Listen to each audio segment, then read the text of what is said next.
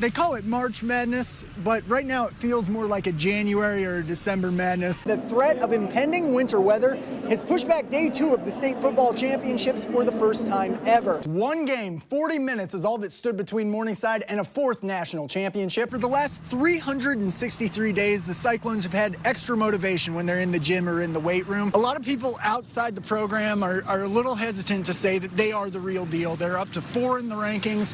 What do you think about the Hawkeyes? X's, winners, up 2-0. We love it here, don't we? Yes, we do. It's safe to say we've officially hit football season. It is freezing out here, and I will be going for some hot chocolate as soon as we're done. One of the biggest topics of discussion was about a team that isn't even in the NCAA tournament this year. Less than 5% of the brackets on ESPN.com had UAB winning. Mine, not one of them. He had unbelievable vision.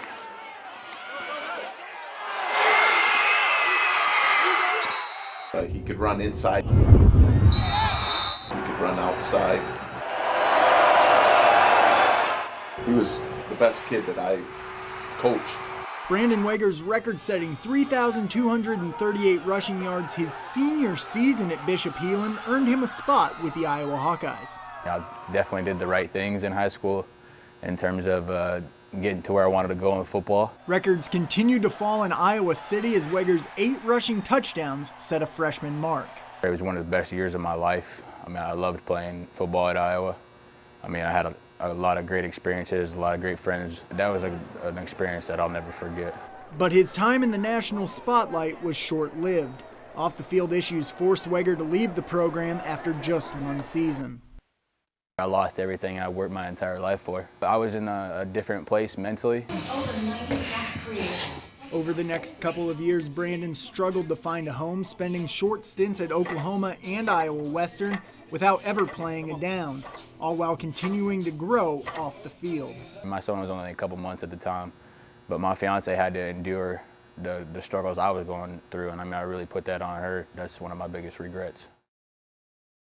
In 2013, after 3 years away from football, Weger got a shot with NAIA powerhouse Morningside, where things began to fall into place on and off the field. Having my son in my life, I mean, it obviously changed me. I mean, really forced me to grow up. Saw him as a great father, and you know, his son was around here often with him, and the interaction was great. In 2 seasons with the Mustangs, Weger ran for more than 3,800 yards, including an NAIA record 2,610 last season. I wasn't going to let anything stop me. I set a clear goal, which was to break the single-season rushing record in the NAIA level. Those numbers, a solid showing in the Medal of Honor Bowl, and an impressive pro day all have Weger in the NFL conversation. It'd be nice to play in the NFL, but that's not my main goal. My main goal is to be a starter in the NFL. It may not be in year 1, it may not be in year 2, but my goal is to be a starter in the NFL, and I believe I have what it takes. From football purgatory to possibly playing on Sundays, it's been a long and winding road for Brandon Weger. I'd just be proud to say, you know, I know the man and had an opportunity to coach him. He's proved to people that he can deal with adversity and make it a positive, and you know, who wouldn't want to take a chance on somebody like that? I've definitely had time to reflect on it, and it's a journey, you know, and I'm proud of where I've come, and I mean, I wouldn't change anything about it. Adam Woodbury and Mike Gazelle are certainly no strangers to Wells Fargo Arena, both having played here a number of times and possibly again for the NCAA tournament. Tonight, though, was their final game at Carver Hawkeye Arena, closing the book on a journey that turned the Iowa program around. We had a mess. We had academic issues, we had transfer issues. The first workout that I went to, 4 guys showed up. When Fran McCaffrey took over the Iowa Hawkeyes, he inherited a once proud program that had just finished the worst 3-year run in school history. But he had a plan. I wanted Iowa kids moving the Iowa program forward. 2 of his highest priorities became Sioux City East's Adam Woodbury and South Sioux City's Mike Gazelle, a pair of top 100 recruits. I went to every game they played essentially for 2 years in the summer, and I maxed out every recruiting opportunity that we had in the winter. Nobody else did that. So he really made it known that he wanted me and Adam to come here, and he He really, made it known that, we could really have an impact in turning this program around. The Sioux crew went to work right away. Gazelle and Woodbury stepped into the starting lineup as freshmen, and they've been there ever since.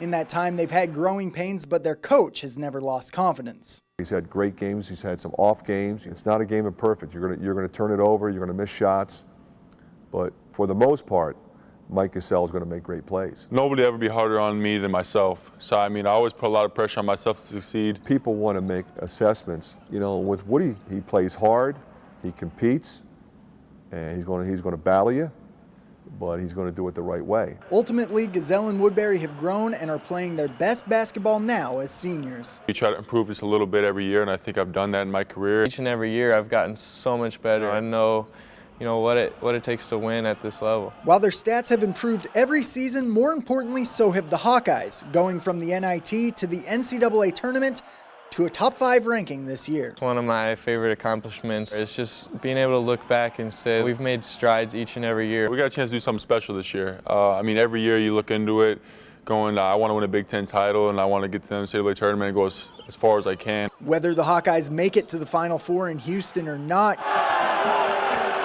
Gazelle and Woodbury have led a resurgence in Iowa City, and that's what they want their legacy to be. It's really been surreal. I really couldn't ask for a better experience that I've had. Hopefully they just see me as a winner, a guy that laid it on the court every night out and try to play as hard as possible. What I really want to leave on this program is just be remembered as a guy that, did the right things and left an impact on the program and made it a better place. They've done everything I hoped that they would do, everything I thought that they would do. They changed the future of this program. We were at a crossroads, and nobody really saw that coming until those guys got here. Now, last year, the Sioux City Explorers capped off a record-setting 75-25 season with a playoff series win over St. Paul. Tonight, those two met up, the first of a 3-game set. The 18th pitcher of the year for the X's, James Walsh, getting the start tonight. 3-2 Saints in the third, Nate Sampson. That one won't carry, but it'll get the job done. Ralph Henriquez scores. That ties things up, but it wouldn't last long. In the fourth, Max Garrett unloads on one, way out and gone. 2-run jack puts the Saints in front 5-3. In the home half, Brendan Slattery with the ribby on the fielder's choice here. X's go on to score 6 in the 7th. They win it 13-5. Down to the high school ranks, Heelan hosting MOC Floyd Valley. 2-0 Satyrs in the 5th, but the Dutch get on the board. Connor Huss strikes out, but it gets to the backstop. Christian Corver slides in safely to cut the lead in half. In the bottom now, Heelan gets it back. Tommy Schultz on third. Hunter Hope gets one into the gap, eventually all the way to the wall. He dives into third, the advantage back to 2 on the next batter. Hope hustles home on the wild pitch. Heelan wins it 4-2. Up to Orange City, Unity Christian and Harris Lake Park battling on the diamond. Bottom 1, runners on the corners. Some great heads-up base running by Jacob Vanderwilt to score on the wild pitch. 1-0 Knights. Ahead to the third now, Levi Schoenhoven smacks a grounder to short. The throw to first, not in time. Unity opens up a 3-0 lead. Top 4, the Wolves answer back. Isaac Einen with a chopper to first. Zach Heikens barrels home, slides in safely. HLP within 2, but that's as close as they get. Unity wins it 4-2. Same matchup next door on the softball diamond, Wolves and Knights. 10-7 Unity in the 6th, and they add on Anna DeHaan with a dribbler to short. No play anywhere. Unity opens up a 4-run lead. 2 batters later, Anna Christian smacks a liner through the hole and scores another, make it a 5-run advantage. Last chance for the Wolves in the 7th, but Tessa Schoenhoven takes care of business. Unity wins it 12-7. Well, baseball and softball is front and center right now in Siouxland sports, so it's no surprise that those two give us each of the ABC 9 top plays of the week. As always, these are made by local athletes for local viewers. We'll start with MMCRU, and keep an eye out for Mackenzie Schleiss coming to a circus near you. She ranges into the gap, juggles it, able to corral it for the catch. My favorite part, though, that sigh of relief afterwards, wiping the sweat from her brow. We head to Kingsley for play number 4. They call third base the hot corner. And there's a reason for it. KP's Madison Goodwin, just a freshman. She plays the position like an upperclassman. Robs a pair of would-be base hits on back-to-back batters. Nice glove work for the Panthers. And with the exception of a walk-off, I'll argue that there's no better feeling in baseball or softball than throwing out a runner. And if that's the case, East Allison Lester should be on cloud 9. Against rival Heelan, she puts the rest of the city and conference on notice. You better think twice before running on her. What an arm.